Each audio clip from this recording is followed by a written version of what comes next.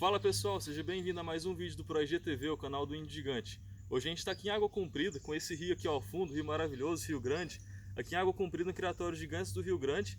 E eu estou com o Leandro. Leandro é do Criador Ouro Mineiro e sócio proprietário também do Condomínio Herdeiras. E esse Condomínio Herdeiras é feito pelo Criatório Gigantes do Cássio, Criatório Gigantes do Rio Grande e também Criador Ouro Mineiro. E Leandro, obrigado, cara, pela sua participação. Gostaria que você se apresentasse para a turma, para o pessoal te conhecer melhor, porque a gente vai falar de um assunto muito importante aqui hoje em todo o criatório, que é a gestão do criatório. Como fazer gestão para ter um criatório eficiente, para ter um sucesso na parte financeira. Apresenta o pessoal aí, Leandro. Então, como o Zé já meio que apresentou, né? Eu sou o Leandro, eu sou um dos sócios aqui do Condomínio Herdeiras. A gente trabalha aqui em parceria de 3 criadores, né? E é um projeto que iniciou no ano passado e a gente considera que está dando um resultado bem bacana, bem legal. E em cima desse projeto a gente tem feito alguns trabalhos que são bem diferenciados, que é a pauta hoje da nossa conversa, né, Zé? Bacana, bom demais. Leandro, para todo mundo que começa hoje, o principal ponto quando a pessoa vai começar é quanto é que eu vou gastar. O que eu preciso fazer para começar da maneira correta. Qual seria o melhor caminho para quem está começando hoje, quando a gente fala sobre investimento no criatório e na raça? Eu considero assim, para quem vai começar, para quem vai iniciar uma criação, o primeiro ponto é o conhecimento. Eu acho que antes de pensar em investimento, ou quanto, ou o que, eu acho que a pessoa tem que ter conhecimento. Então, hoje, graças à internet, a gente tem um material muito vasto aí na internet, né? Tem muito profissional, tem a associação que é a Abracig, tem muitos recursos para você ter informação. Até a gente pode depois até disponibilizar o padrão também, né? Na descrição do vídeo. Sim. O padrão do Índio Gigante. Então, assim, o primeiro ponto, no meu entendimento, é o conhecimento. A gente precisa saber o que é o Índio Gigante, quais são as características, quais são as oportunidades da raça, quais são os defeitos, doenças, quais são as dificuldades, antes de definir um planejamento. Tendo conhecimento, aí a gente tem que iniciar um planejamento. Esse planejamento, a gente tem que fazer um planejamento financeiro, ver o que a gente dispõe, né, para fazer um trabalho. E antes disso, você tem que definir aonde você quer chegar. Se eu quero criar por hobby ou por lazer, ou se eu quero ter uma criação comercial. Como a criação comercial é o nosso foco aqui, eu vou falar um pouco mais da criação comercial. Então, se eu quero ter uma criação comercial, eu tenho que definir o que eu quero trabalhar: ovos, pintinhos, matrizes. Tendo isso bem definido, aí sim, eu vou iniciar um planejamento de estrutura. Eu tenho que ver qual que é a estrutura que é necessária para atender essa demanda. E aí eu vou ver o que eu tenho disponível para isso. Então, antes de fazer esses passos, a gente tem até uma expressão que é passar o carro na frente dos bois, né? Então, assim, eu acho que a gente tem que ter cuidado para fazer passo a passo, para evitar que chega lá na frente, o criador fala: nossa, eu não planejei isso direito. Então, o principal é um planejamento mesmo, sobre o que ele quer, né? Onde que ele quer chegar e os recursos que ele tem que fazer para chegar lá. Então, suponhamos, vamos dar um exemplo, ele quer vender ovo. Então, eu quero vender 10 dúzias de ovos por semana. Eu tenho que produzir quantos ovos por dia? Ele tem que fazer uma conta, tem que, de preferência, arrumar um profissional ou algum orientador para desenhar o terreno dele, ver como que vai ser a disponibilização dos piquetes, como que ele vai fazer cada área, para ele saber, ó, que eu vou pôr X matriz, vou produzir tantos ovos por dia, vou vender a tanto, e fazer isso tudo bem planejado e desenhado, para evitar que futuramente ele tenha alguns problemas ali, né? E a gente, quando fala de primeiro investimento, às vezes fixa só na pessoa que só precisa fazer um investimento. Mas é importante ter o capital de giro também, não é? O que a gente pensa assim, qualquer foco que você tem na criação, se você for começar para vender ovo ou pintinho, ou para vender ave pronta, tem um tempo mínimo para você começar a ter um retorno. Então, assim, os mais rápidos são ovos e pintinhos, né? Os ovos e pintinhos em 3, 4 meses, dependendo das matrizes que você comprar, que aliás, abre parênteses aí, é importante ter uma orientação também, né? na escolha das aves que você vai iniciar o seu plantel. Em poucos meses, ovos e pintinhos a gente consegue um resultado, porque o ciclo é mais rápido. Então, a gente está numa época ruim hoje para isso, né, que é na muda de penas, e não está produzindo a todo vapor as aves. Mas assim que você comprar as aves para essa finalidade, em 3 meses aproximadamente você já consegue vender ovos. Por que eu estou falando isso a respeito de capital de giro? Se você não tem o capital para te segurar esse período, você vai entrar num ciclo errado. Vai passar 2 meses e você vai falar, nossa, não entrou nada de dinheiro e eu só estou gastando. Tem que pensar que vai gastar com medicamento, com ração, com estrutura, com água, energia, mão de obra. Então, esse capital, ele é importante para isso. Agora vamos pensar no outro plano. Eu vou vender aves prontas. Isso demora aproximadamente 1 ano depois que você adquire suas matrizes para você começar esse processo. Isso você já comprar matrizes. Tem gente que começa com ovos e pintinhos, né? Se comprar ovos e pintinhos para aves prontas, são praticamente 2 anos de criação.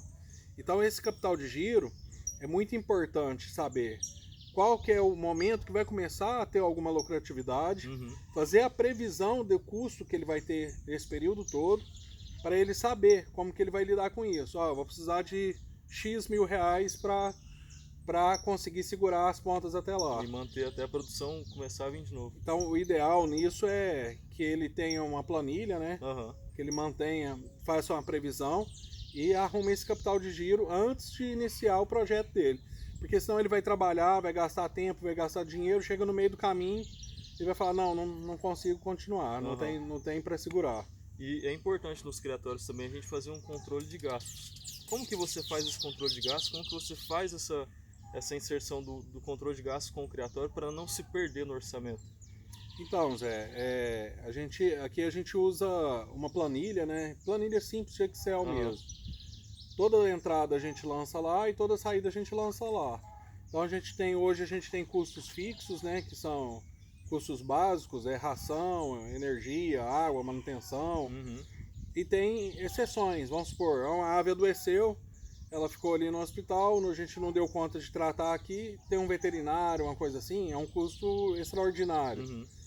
Então a gente tem uma planilha, que até se for do interesse, a gente cria uma planilha para disponibilizar para o pessoal do canal, né? Mês a mês, transportando esses saldos para a pessoa saber tudo que está entrando, tudo que está saindo, o que deu de despesa no mês, o que deu de receita. É imprescindível fazer isso. Por quê?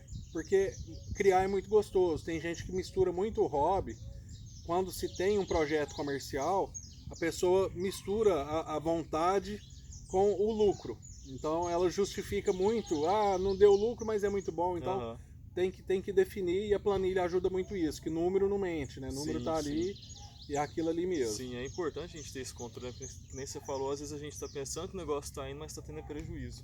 Justamente. E falando em outra ponta agora sobre os investimentos, quando o criatório está dando certo e é necessário fazer um novo investimento, como que a pessoa identifica essa necessidade do novo investimento e como que ela vai saber fazer esse investimento? Dentro desse planejamento que eu falei, vamos recapitular lá. Primeiro é ter conhecimento, depois fazer um planejamento, ver onde que ela quer chegar.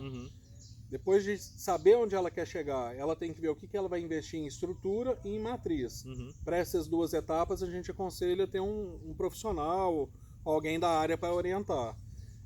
Então, dentro desse planejamento, o que sair fora da curva, vamos supor, eu precisei iniciar com um terno, que é um reprodutor e 2 matrizes. Morreu uma matriz, de repente eu vou ter que fazer um novo investimento. É nesse sentido que você está falando, sim, né? Sim. Então, saiu uma coisa fora do planejado e eu vou ter que fazer um novo investimento. Para fazer esse novo investimento, ele tem que voltar um passo atrás, refazer o planejamento dele, ver se ele vai precisar de um capital de giro para segurar isso, como que ele vai planejar isso, para ele fazer esse investimento. Quando qualquer coisa sai do planejamento, quando ou estraga uma estrutura, ou estraga alguma coisa que ele precisa para manutenção, ou morre uma matriz, um reprodutor, pode ser que ele tenha que fazer um novo investimento. E ele já tem que ter mais ou menos previsto isso, né? Entendi. Tem muita coisa que tem uma vida útil mais ou menos determinada dentro da criação. Entendi. E quando a pessoa tem feito planejamento, fez o planejamento, está criando, mas de repente entrou numa questão de dívidas. Como que ela faz para sair dessas dívidas? Então, dentro da conversa que a gente está tendo, teoricamente nem existiria essa possibilidade. Se foi tudo planejado, se está sendo feito tudo conforme o planejado, a lógica é que não se tenha dívidas para negociar. Mas se houver dívidas, se houver alguma coisa nesse sentido, a gente recomenda que volte atrás, refaça o planejamento, porque eu entendo assim, se houve uma falha no processo e está tendo dívidas, se não corrigir o que é a base disso, se não corrigir a raiz do problema, pode ser que ocorra novamente. Se estende mais para frente. Aí até quando você vai suportar essa situação? Então tem que voltar atrás, planejar, ver o que está de errado no planejamento, por que aconteceu isso, identificar a raiz do problema. Depois disso, a gente tem que fazer um levantamento do que a gente tem de dívida, né? Do que é a dívida, do que é o valor montante. Ver também o que eu posso pagar, qual que é a capacidade que eu tenho de pagar de parcela dessa dívida. Entendi. Para só depois disso procurar quem que é o fornecedor ou a pessoa que ela está devendo para tentar negociar. Porque se ela pode pagar R$200 e se compromete a pagar 300, já entra em outra dívida. Já vai entrar uma outra dívida de novo. É muito importante esse planejamento e é importante falar também que um criatório é uma empresa. Muitas vezes ele não é uma empresa formal devido à legislação não ser tão flexível para o criador. Mas o criatório é uma empresa e ela precisa ser tratada com profissionalismo. Então não adianta tampar o sol com a peneira. As contas chegam, né? E tem as obrigações que a gente tem que cumprir. Isso é inevitável. Com certeza. É isso aí, pessoal. O Leandro, a gente não mencionou aqui, mas ele é contador também. Ele falou sobre a planilha de controle de gastos. A gente vai fazer a planilha. E para você conseguir essa planilha é muito simples. Aqui na descrição do vídeo você vai ver uma setinha aqui na parte de baixo do vídeo. Você vai clicar, vai descer um texto e vai ter um link. Esse link vai te levar para o nosso grupo de Telegram. Esse grupo de Telegram tem a capacidade de receber até 200 mil pessoas. Então ali a gente vai levar todo o volume que está nos acompanhando aqui para entregar os conteúdos de primeira mão para você. Basta clicar nesse link, você vai para o grupo de Telegram e vai baixar a planilha do Excel lá nesse grupo. Leandro, muito obrigado, cara, pela participação. Gostaria de agradecer aqui todo mundo também pela audiência que está dando para a gente aqui. E se inscreva no nosso canal, compartilhe, curte, compartilhe. E se inscreva no canal do Condomínio Herdeiras também. Que o Condomínio Herdeiras aqui agora está com um canal de YouTube para comunicar a vocês o que está saindo aqui, que está vindo só monstro aqui.